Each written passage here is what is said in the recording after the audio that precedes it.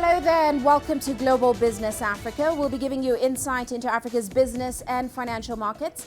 I'm Uche Okoronkwo, coming to you from Kenya's capital, Nairobi. Let's start with a look at the markets. Now, a sharp rise in the number of coronavirus cases outside China sent alarm bells ringing across emerging markets today. MSCI's index of emerging market shares fell about 2%, which of course is the biggest percentage drop in about 3.5 weeks. In South Africa, the JSE saw a third consecutive session of losses today. Stocks gave up about 4%, extending losses into a third day. Now, banks and resources were down today, both indices falling over 3% in early trading today. In Nigeria, FMCGs and banks were behind a drop in the all-share index. Namely, Cadbury, Nigerian Breweries, and Zenith and GT Bank were down on the day. Now, also coming up on today's show, South Africans brace for higher taxes as the government struggles to plug a cash shortfall. Somalia battles to starve Al-Shabaab militants' funding. And Italy becomes the worst hit nation outside Asia as more coronavirus cases are reported. Well, let's kick off today's show in South Africa. The country's national treasury will try to trim its swollen budget deficit by raising revenue through personal income and excise tax hikes at its budget review. Now, that's according to a poll which was done by Reuters. The poll shows all but one of 17 economists expect budget revenue to fall short of the Treasury's revised October forecast. Now, the median estimate was for a $1.2 billion shortfall this financial year. South Africa's consolidated budget deficit probably widened to 6.2% of GDP in the financial year ending on March 31st. That's more than an October government estimate of about 5.9% of GDP. Well, let's get some insight on this from Angelo Coppola. He joins us now in Johannesburg. Always good to see you, Angelo. Now, of course, Tito Mboweni is in a tight spot right now. It seems he has about two options: either reduce government spending by possibly cutting the wage bill, or increase revenue by adjusting or introducing new taxes in the country. Are these his only options? And what do analysts in South Africa expect to see Mboweni doing? Well, look, as it stands right now, Uche, we haven't heard any noises around the cutting of the public sector wage bill. There is an anecdotal evidence that there are an inordinate number of millionaire salary earners in the public sector at the moment. Just yesterday, the Transport Minister, Fikile Mbalula, proudly announced and shared the MP salary bands from the President all the way down to the MPs and provisional leaders. And as one analyst put it, those numbers were breathtaking. That's the way he put it. It wasn't me, I promise. So unlikely that anything's going to happen just there. Adjusting taxes is obviously an option, and the simplest yet most politically fraught tax that could be increased is VAT, value-added tax. It's estimated that that would generate in between $1.4 and $1.8 billion annually. But the optics would work against the ruling party. VAT was, of course, increased around 2 years ago by 1%, and consumers felt the pain then. And consumers on or near the breadline can't really afford another increase of that magnitude. Increasing personal income tax is an option for the more affluent. Again, though, that tax base is shrinking, and again, that's anecdotal evidence that people are emigrating, so there are fewer people to tax in the higher income brackets there. So he's stuck between a rock and a hard place as it stands at the moment, Uche. Well, Angelo, higher taxes certainly doesn't seem like good news for the average South African. President Ramaphosa did tell a local news station that there will be a lot of good news in this year's budget for South Africans. What is the country looking to hear from the government, and does the government have the fiscal ability to give South Africans what they want? Well, look, Uche, we're not sure what this good news is that Ramaphosa was referring to. Perhaps he was talking about the social grants that are possibly going to be increased. more money is going to be allocated there. So that's to the less fortunate in our country, and that's especially with that increased unemployment rate that we have at the moment, which is very close to 30%. So it's difficult to see what other type of good news hard-pressed taxpayers can look forward to in the next couple of months. There could, of course, be some changes in tax brackets. That's to widen them, to lighten the load for people who are moving between tax brackets as it stands right now. That's for the less affluent taxpayers. The corporate tax rate could be dropped, but that's also unlikely because Mboweni needs the revenue wherever he can find it. Most South Africans, that's about 30% of them, want decent paying jobs, and Mboweni can't give them that at the moment, Uche. Well, Angelo, as you said, it's going to be a tough situation all round for the finance minister tomorrow. He's between a rock and a hard place. What are the chances then that we could see a deal with the IMF in the horizon? Well, there would be an expression, hell will have to freeze over first for that to happen. The bottom line is the ANC have been advised by many different experts, I'm told, and most of them are in agreement. Any IMF deal or intervention appears unlikely, as that would probably and most essentially take the economic policy decisions away from the ruling party and its economic policy unit.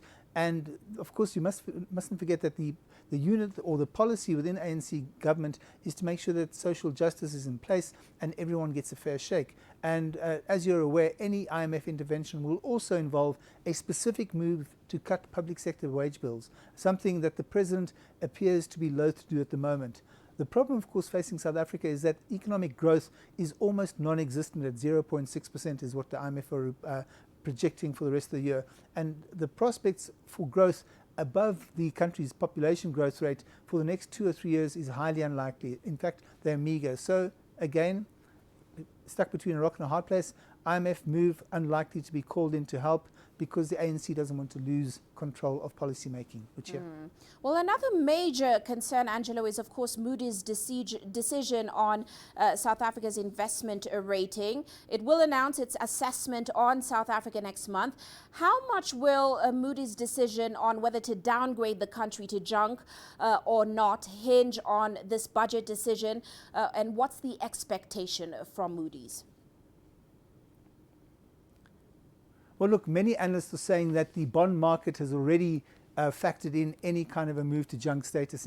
In case some people are saying, in fact, that we're already in junk status because it's already been priced in. The equity markets are also pricing in a move to that rate cut below investment grade. Analysts say that Moody's want to see a practical and implementable plan. The plan that was discussed during last year's State of the Nation address by Cyril Ramaphosa and last year's budget by Tito Mboweni was big on promises, but very short on any kind of delivery. There wasn't much movement, in fact, on the two key issues: meaningful reduction of the size of Ramaphosa's cabinet and the cutting of that public sector wage bill, which is, as you know, humongous. Ramaphosa, of course, appears to be caught in a battle with some of his cabinet colleagues and also some senior ANC leaders about what to do, and therefore this lack of meaningful movement by Ramaphosa. And of course, he didn't really say anything meaningful in this year's State of the Nation address on the size of his cabinet, and only briefly touched on the public sector wage bill. So we may well be in for a bit of a torrid time in the next 3, 6 or 9 months. Right, as always, Angelo, great to have your insight there. That's Angelo Coppola joining us in Johannesburg. Well, let's head to Nigeria now. The country's economic growth rose to an annual rate of 2.55% in the 3 months to the end of December. Now, this is the highest quarterly growth since the 2016 recession. Africa's largest economy expanded by 0.27% in the previous quarter and 0.17% in the same period a year earlier. Nigeria has struggled to shake off the effects of a 2016 recession that ended the following year. It has been grappling with low growth since then.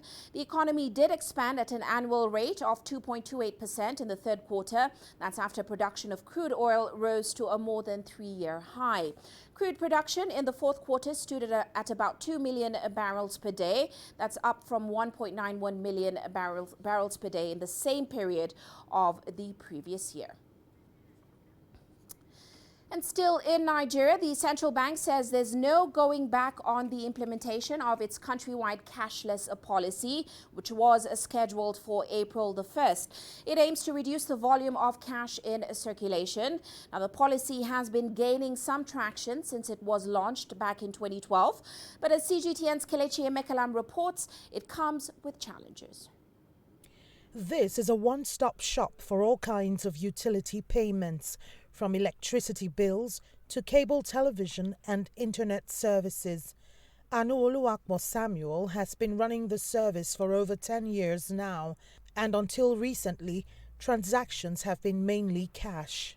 When the whole cashless policy came out and then we just said to ourselves, that saves us a whole lot of stress of moving cash from one point to another, because the nature of the business we do warrants that you turn over your sales, and for us it's better than moving cash and avoiding unnecessary risk.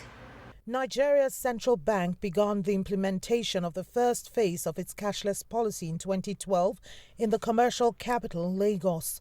So far, 7 of the 37 states have fully adopted the policy, expected to go countrywide by April 1.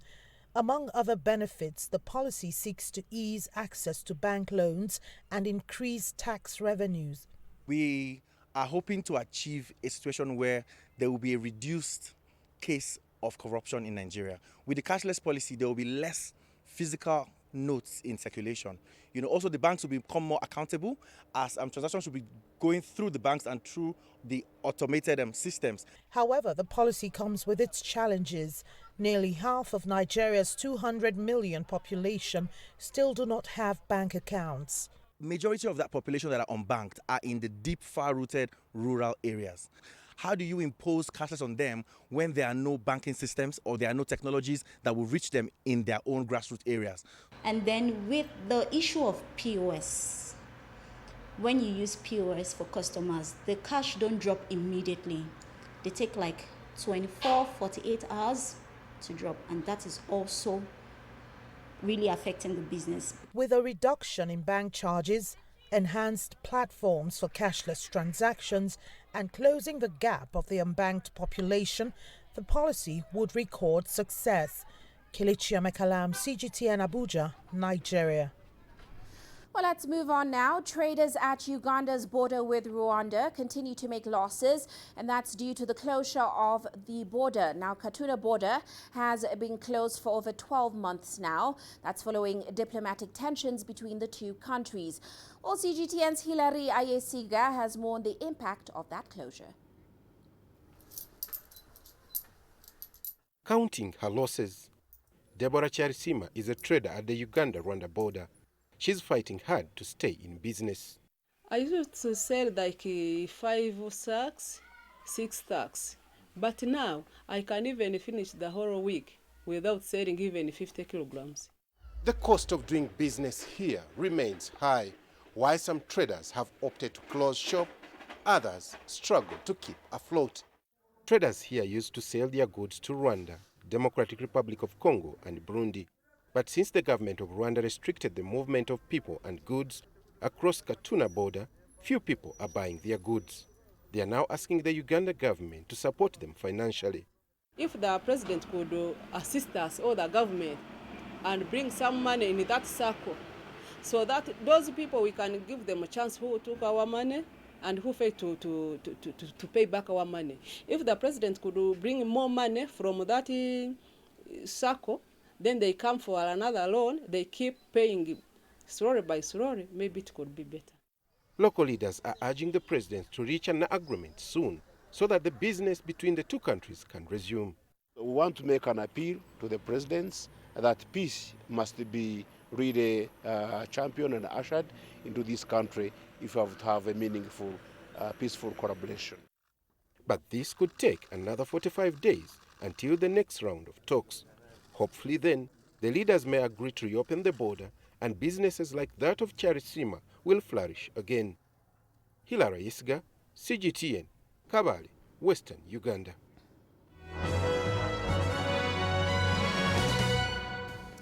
Well, Well, now let's take a look at our corporate headlines today. South African drug maker Aspen Pharmacare saw its shares surge 5.7% on Monday. Now, this puts the South African firm on track for its biggest one-day gain in more than 2 months after it said its half-year results will likely beat estimates.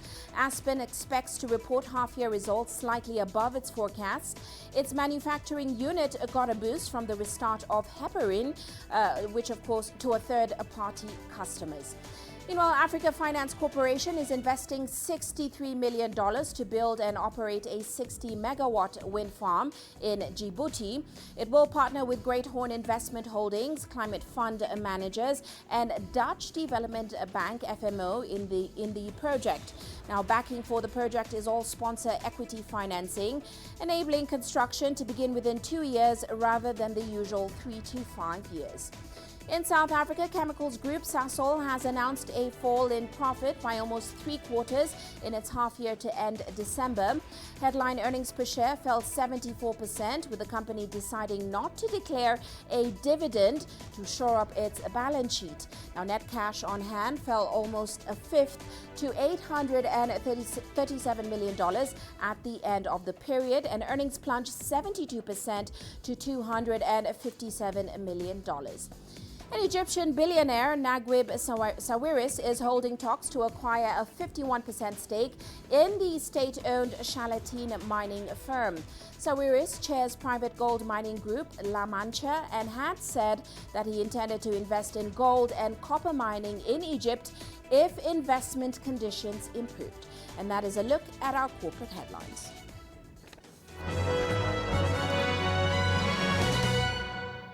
Well, let's head into a quick break now, still coming up on the show.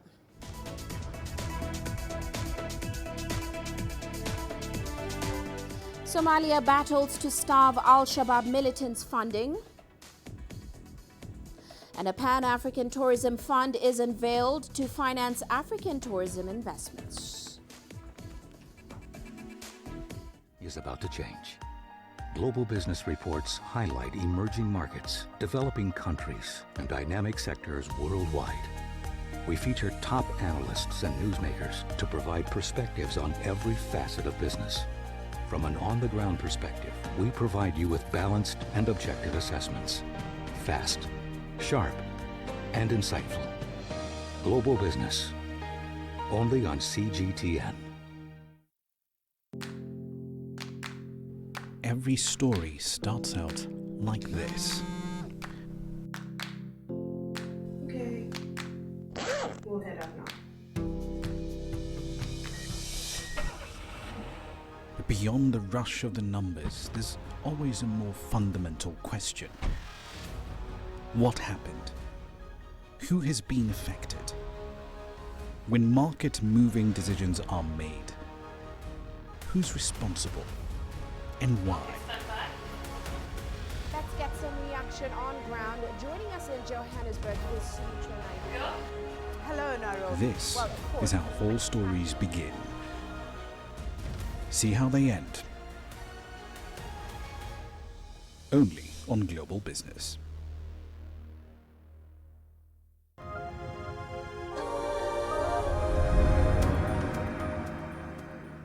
Welcome back. Well, let's head to Somalia now, where authorities are under increasing pressure as Al-Shabaab intensifies its taxation campaign across the country. From Mogadishu, CGTN's Abdulaziz Bilo explains why the government is struggling to tackle this threat. A decade after being pushed out of the capital, militant group Al-Shabaab is believed to be making tens of millions annually by expanding its taxation system as it seeks funds to boost its decades-long insurgency campaign. Somalia's government has in the past punished traders for attending Al-Shabaab meetings, but that hasn't weakened the group's resolve to seek crucial funds to carry out attacks in Somalia and beyond. Al-Shabaab taxation system is very, very complex and effective mechanism that they have been building on the ground for quite some time.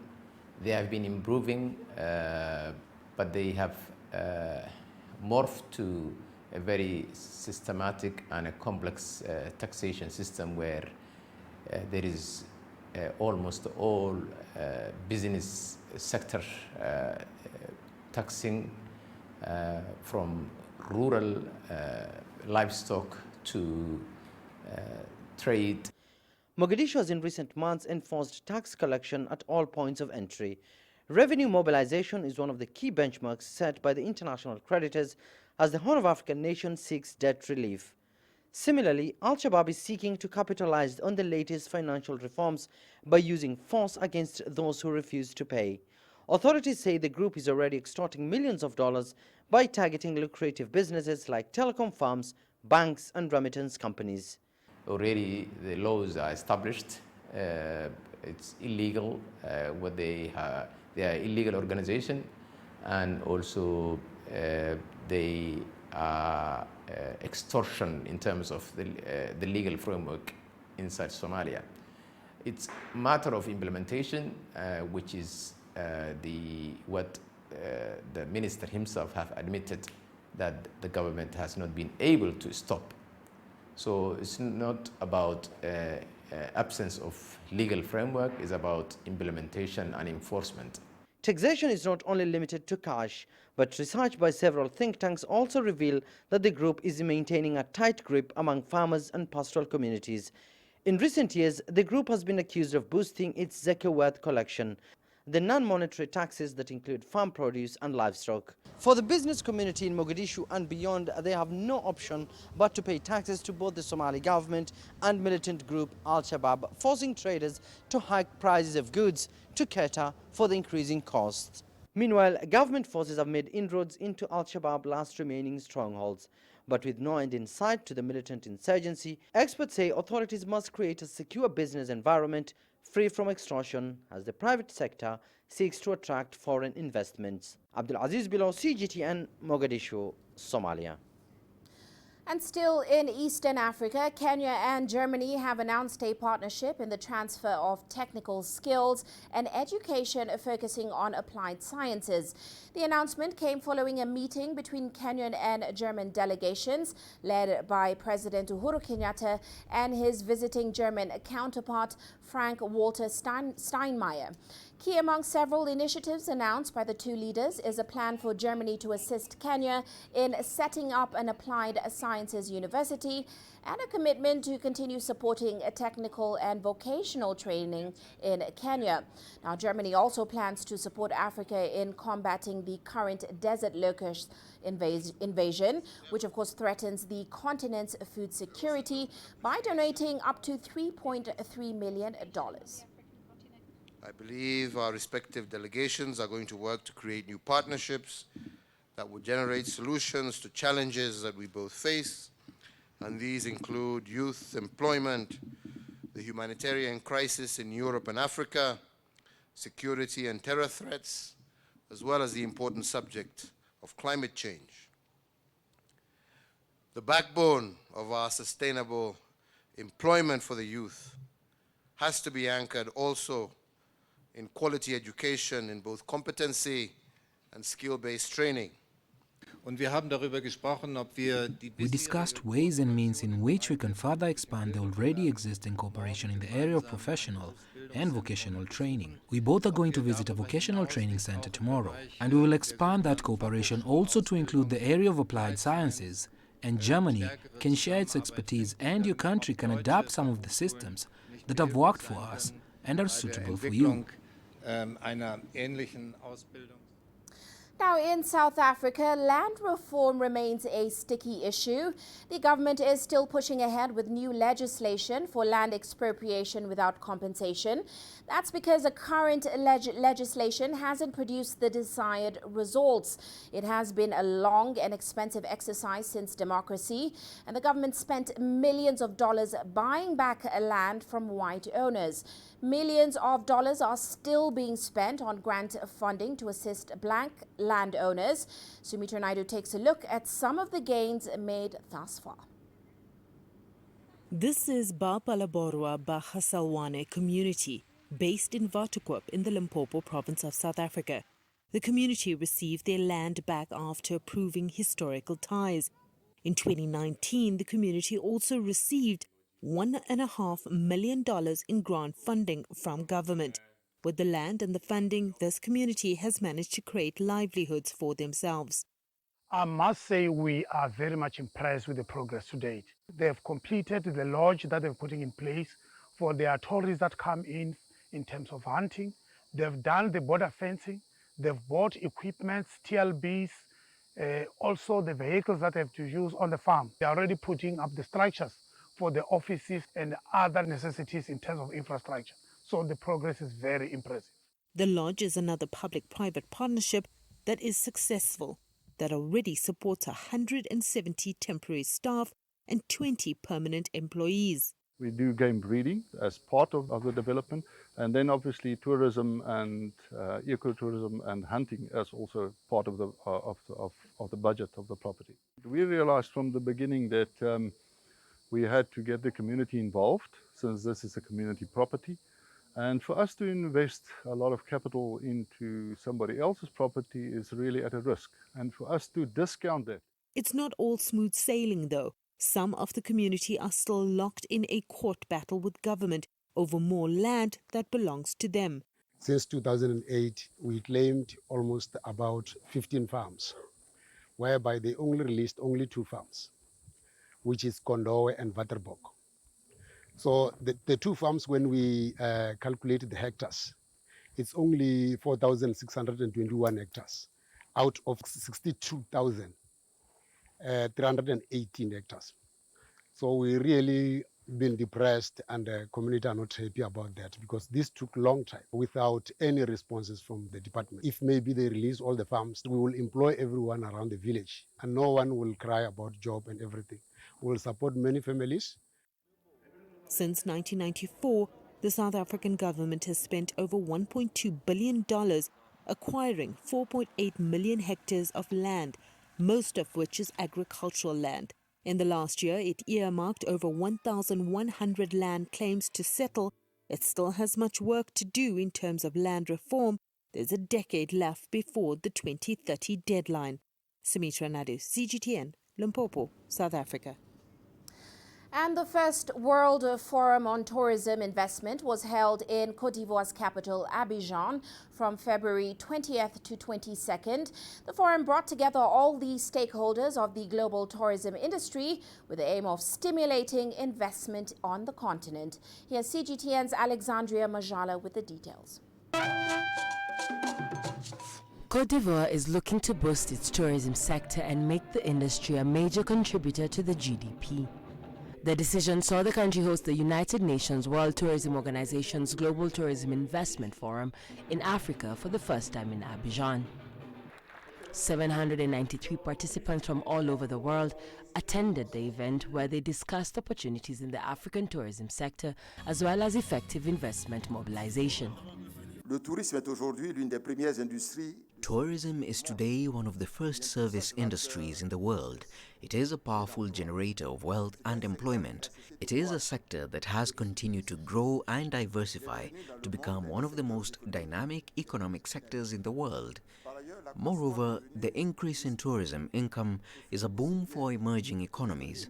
Tourism exports are growing faster than merchandise exports, thus reducing the balance sheet deficits of many countries in the world, and particularly African countries. Aside from exhibitions, the forum was also a framework for establishing business relationships between tourism offices in Africa, development partners, investors and donors. In our country, we are present everywhere. It is the first time that we are out of our country to participate in this type of event, and we hope to build our business relationships here on the African continent. We met and exchanged with several economic stakeholders, experts from the World Bank, or even those responsible for Côte d'Ivoire tourism and other African countries as well. And this has been very beneficial and promising for us. West African nations were also able to showcase their attractions in their respective countries. It's true that when we talk about Mali, we first think of the desert, the Sahel. Yet in addition to our beautiful deserts in Mali, we also have classified forests, the medieval cities to visit, and much more. All the investors we have met here will be willing to come to Mali because everything is beautiful in our country. According to the World Tourism Organization, only 5% of international tourists come to Africa. To reverse the trend, experts at the forum suggest the adoption of community policies with common tax incentive measures, as well as legislation appropriate to tourism and training. Participants also agreed to set up the Pan-African Tourism Fund. Alexandria Majala for CGTN. Well, let's shift focus now and take a closer look at the effects of climate change. One of the main outcomes is water scarcity, while CGTN's Yasser Hakim takes a look at how Egypt is handling that situation. Over 90% of Egypt's water resources comes from the River Nile. It is used for drinking, agriculture and daily consumption. However, global warming, one of the effects of climate change, could reduce rainfall on the River Nile. The problem with Egypt that it is in an area that has very little rain. And through the global warming, this phenomenon, this problem has been accentuated.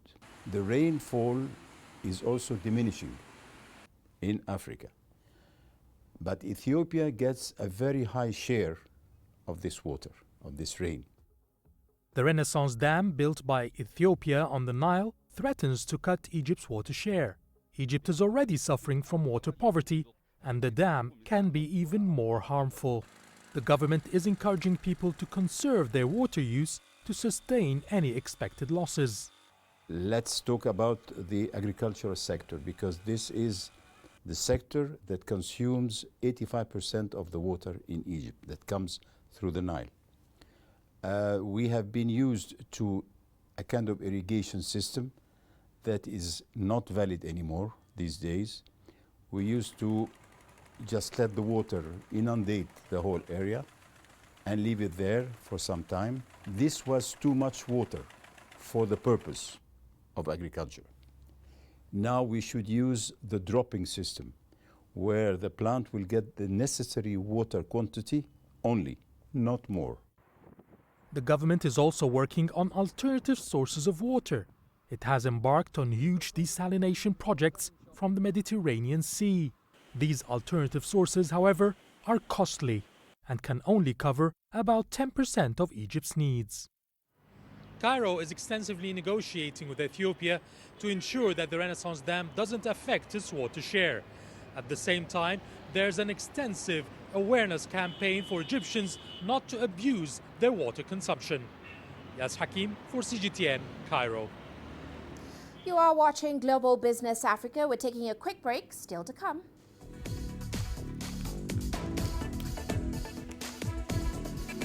Italy becomes the worst hit nation outside Asia as more coronavirus cases are reported. And the US and India to pen a multi-billion-dollar weapons deal as President Trump makes his first official visit.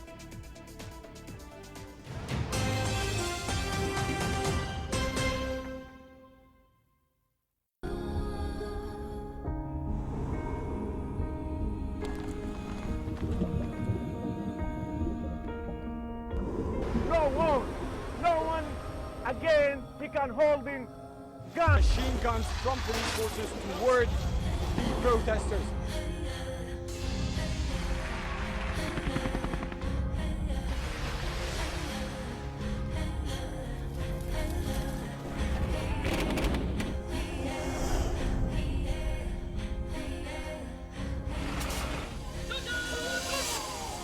Were you worried about your life at that particular time?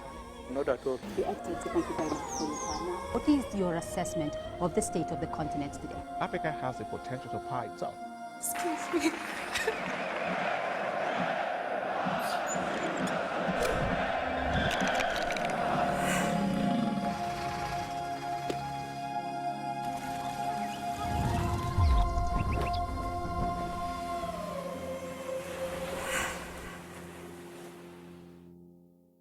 Business in Africa is at a crossroads. We celebrate those who are adopting and thriving despite the challenges, from grassroots to big businesses. Global Business takes you along for the ride as we track the making of a giant. Only on CGTN.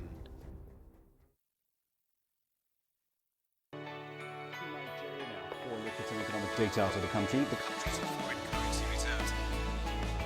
With a dedicated and diverse team of anchors, CGTN now brings Africa to the palm of your hand.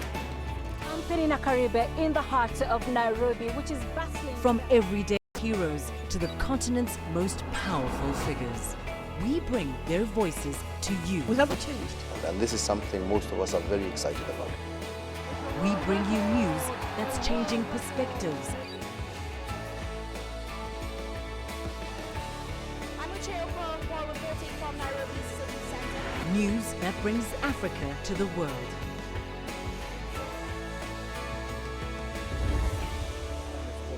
CGTN. See the difference.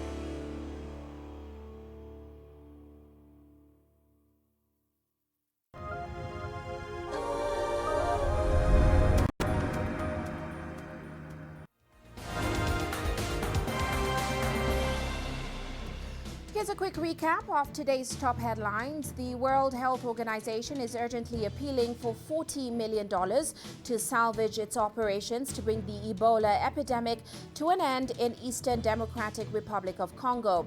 The Ebola operation in Eastern DR Congo's conflict-ridden North Kivu and Ituri provinces is on financial life support.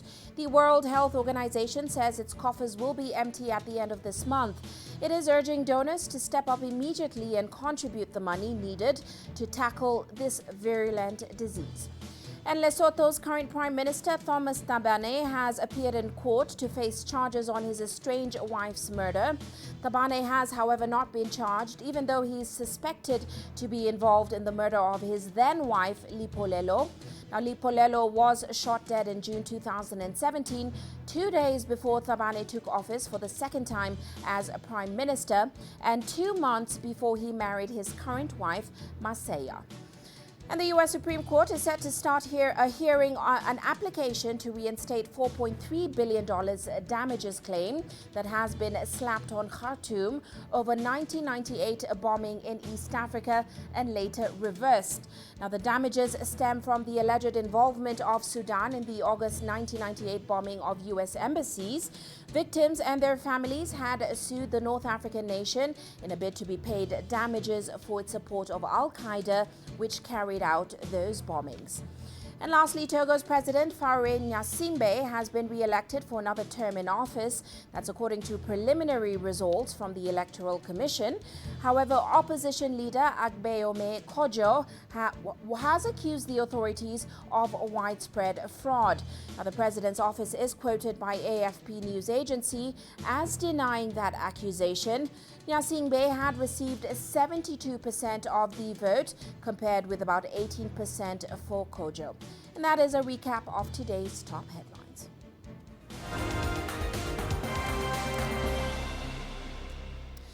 And now to the latest on the coronavirus outbreak in China.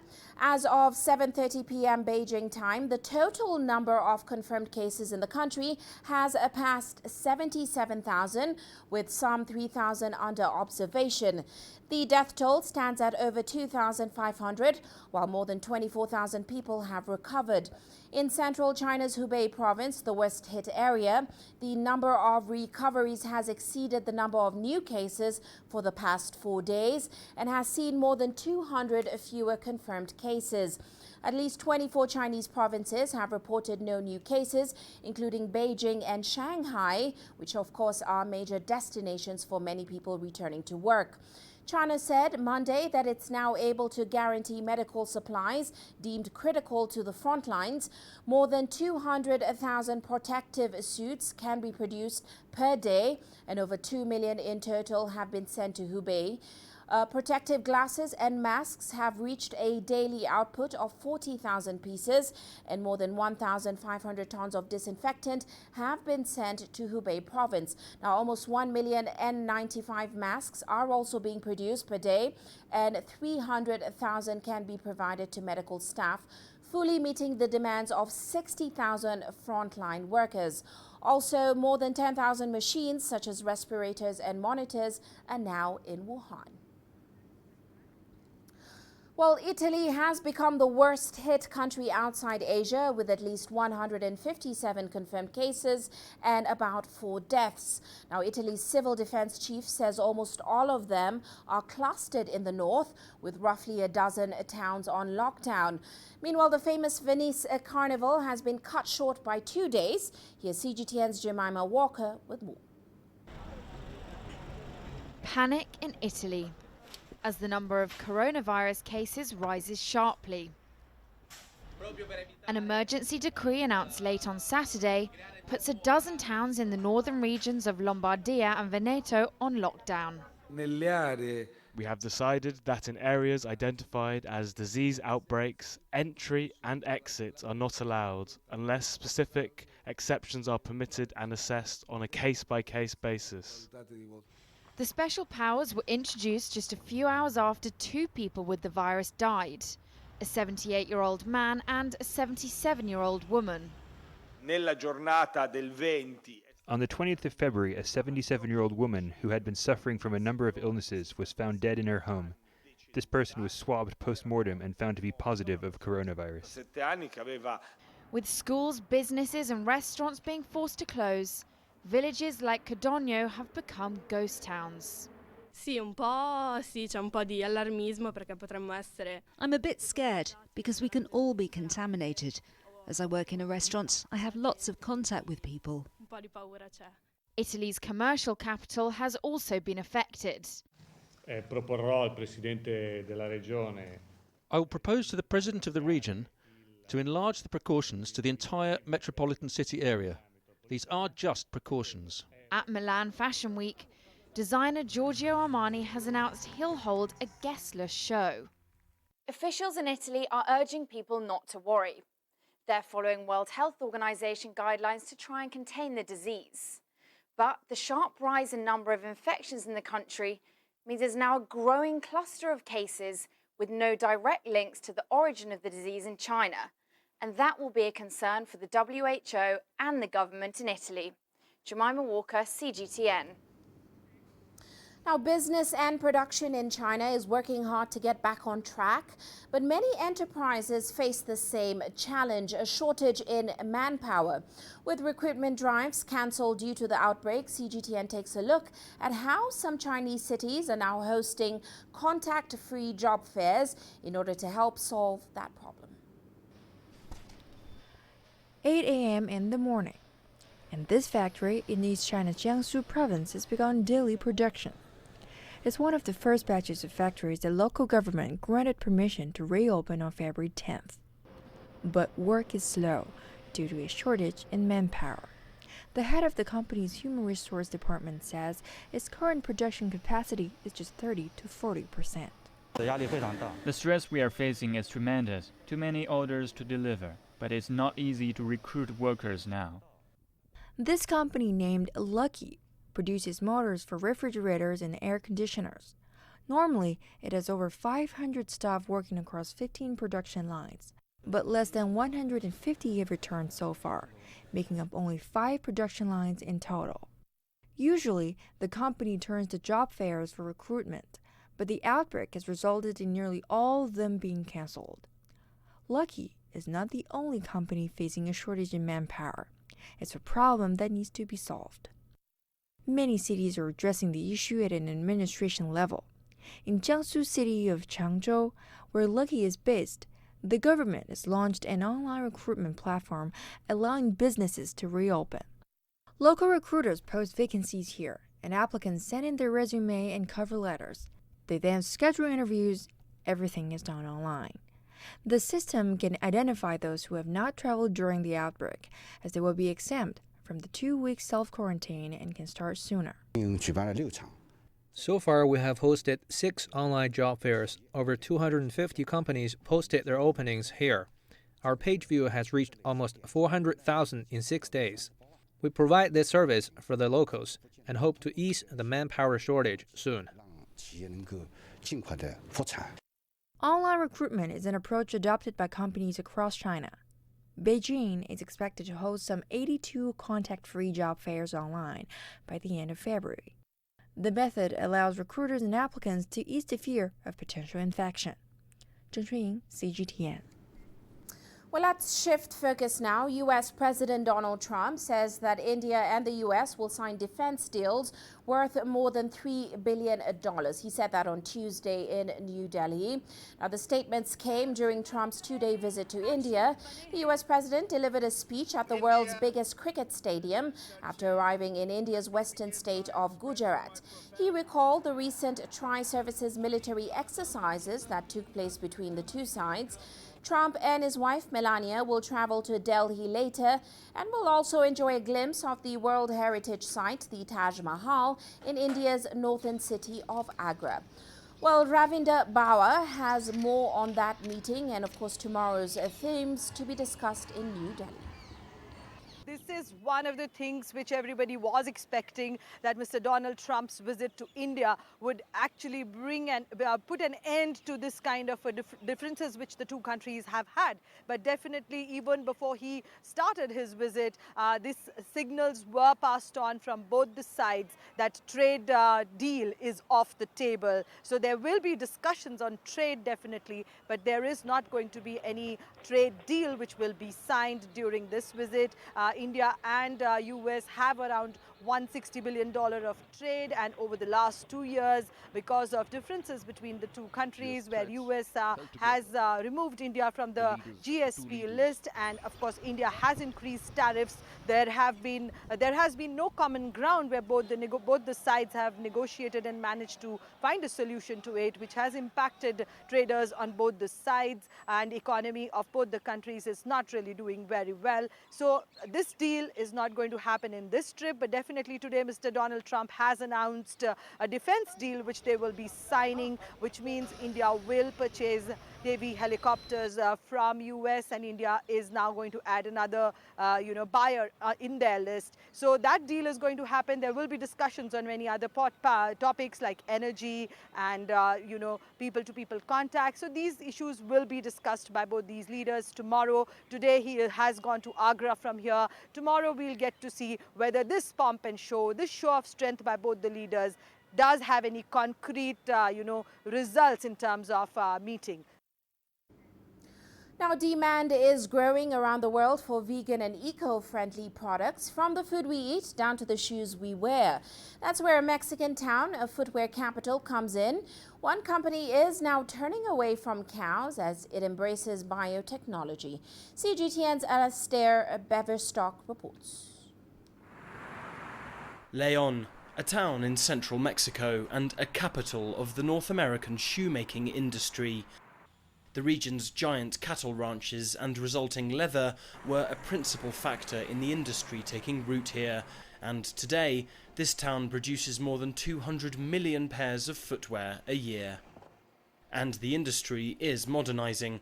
Indeed, one local startup is creating a new textile for the 21st century consumer that bypasses the cow altogether: vegan leather.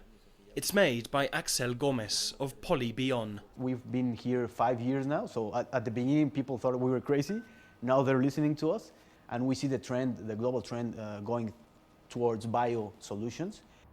In true startup style, Polybion manufactures its biotextile in a section of a hotel garage. As well as being entirely free of animal products, the vegan leather is eco-friendly.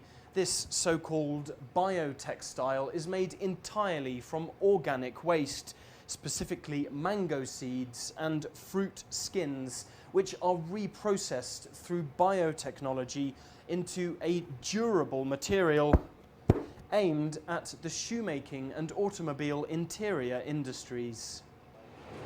Polybion already has clients, including right here in Leon, where the next generation of shoemakers are taking an interest. Alba Vasquez is one such designer who has been working with the textile for over a year. Bueno, el material realmente tiene cualidades muy parecidas a la de la piel de animal. The material has very similar qualities to animal leather, and in fact it's actually better than the synthetic leathers made from plastic. So it's great to be able to work with these sorts of materials. Es muy positivo. The material doesn't yet beat real leather for durability, but its inventors say they're getting there. We're completely biofabricating, so it's living cells there. We're actually growing the material. We're not as strong as cow yet, but we have to take in consideration that in our material we can control the thickness. In a cow you cannot go further than the thickness of the hide, right? So we believe if we do increase the thickness, we will surpass even cow hide. And when it comes to the business end, while the product may be 100% Mexican, Alba says the international market is the best place for these new ideas. There's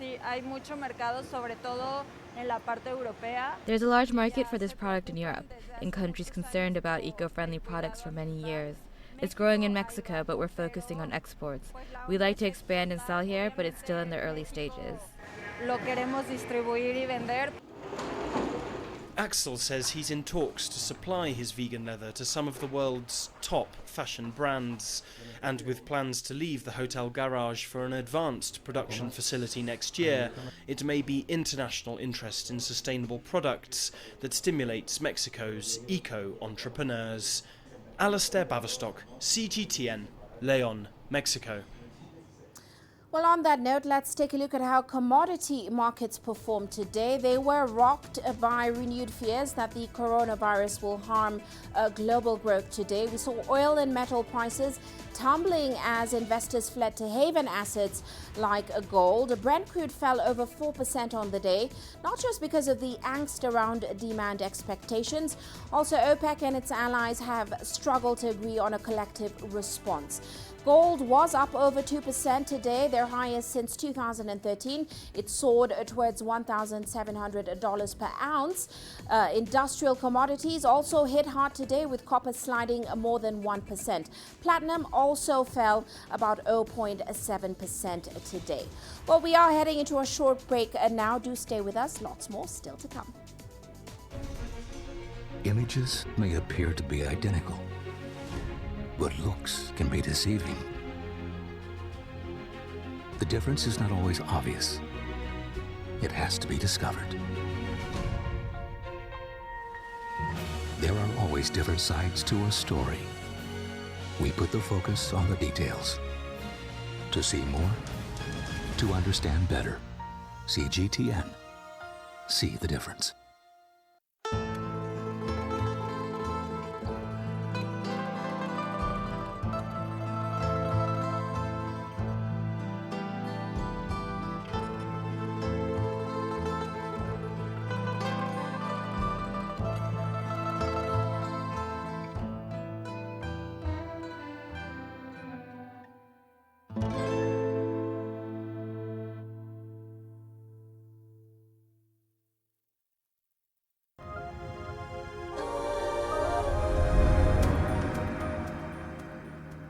Now, as the economic crisis in Sudan continues, volunteers have been deployed at bakeries to crack down on the diversion of taxpayers' subsidized flour to the black market.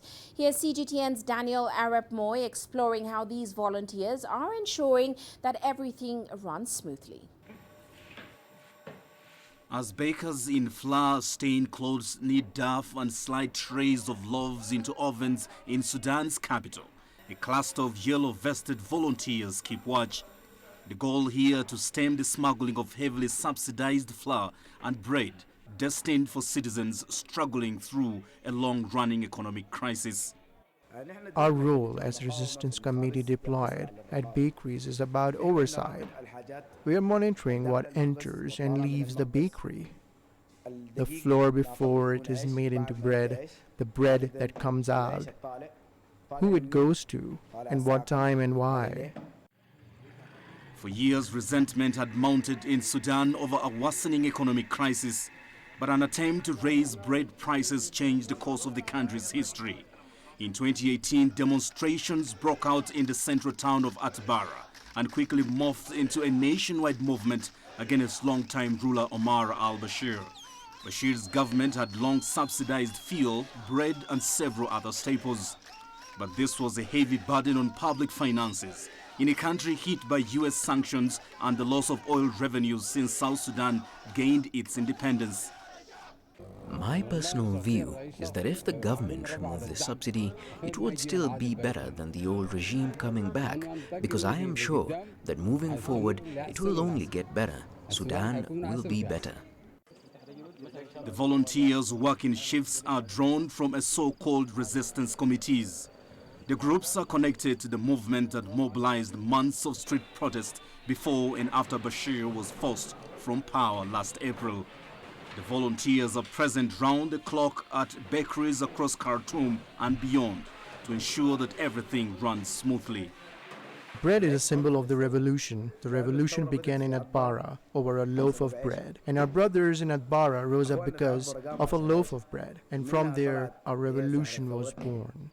For the past 2 weeks, Mohamed Babeka and his fellow volunteers have been entering their data on floor deliveries, bakery closures and smuggling into a mobile app.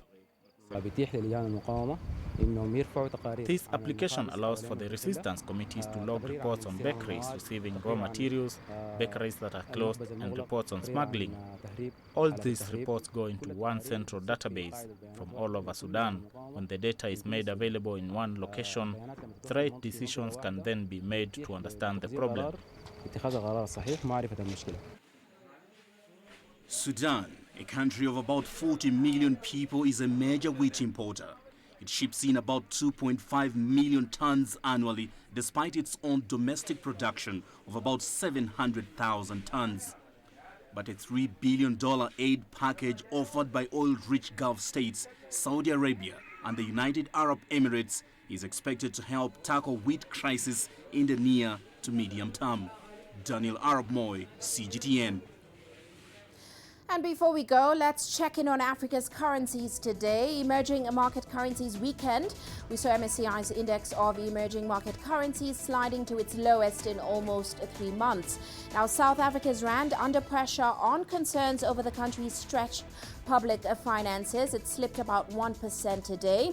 Investors, of course, are keenly waiting for Finance Minister Tito Mbowene's budget speech expected on Wednesday. In Kenya, the shilling was firm, mainly due to stable demand for dollars by importers. And that is it for this edition of Global Business Africa. Remember, you can send your feedback to the contacts on your screen. You can also follow us on our various digital media platforms. From me, Uche Okoronkwo, and of course the rest of the team, thanks for watching.